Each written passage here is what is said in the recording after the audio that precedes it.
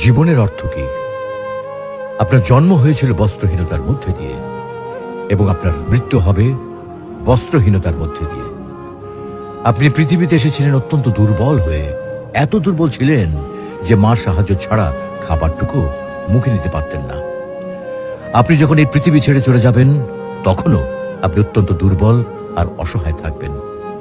তখন আপনার কাফনের কাপড়টুকু আপনি নিজে পরতে পারবেন না, আরেকজন আপনাকে তা পরিয়ে দেবে। যখন আপনি এই পৃথিবীতে এসেছিলেন তখন আপনার অর্থ সম্পদ কিছুই ছিল না। যখন আপনি এই পৃথিবী ছেড়ে চলে যাবেন তখনও আপনার অর্থ সম্পদ কিছুই থাকবে না। আপনাকে প্রথম গোছল যেমন অন্য কেউ দিয়েছিল, তেমনি আপনার শেষ গোছলও অন্য কেউ দেবে। আপনি যেমন পৃথিবীতে একা এসেছিলেন, ঠিক তেমনি ভাবে আপনাকে পৃথিবী থেকে একাই চলে যেতে হবে। আপনার সঙ্গে আপনার প্রিয়জন কেউ যাবেন না। হ্যাঁ, এটাই জীবন, এটাই তো জীবন।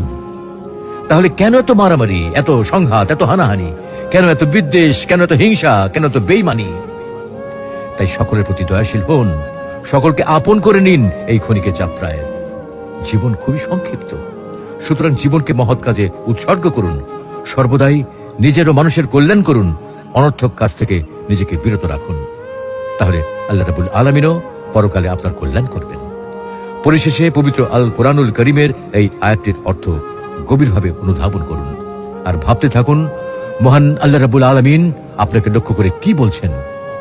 হে ঈমানদারগণ, তোমাদের ধন সম্পদ ও সন্তান সন্ততি যেন তোমাদেরকে আল্লাহর স্মরণ থেকে গাফেল না করে, আর যারা এ কারণে গাফেল হয় তারাই তো ক্ষতিগ্রস্ত।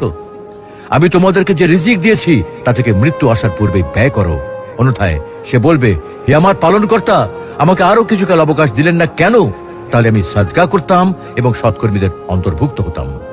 প্রত্যেক ব্যক্তির নির্ধারিত সময় অর্থাৎ মৃত্যু যখন উপস্থিত হবে তখন আল্লাহ কাউকে সামান্যতম অবকাশ দেবেন না।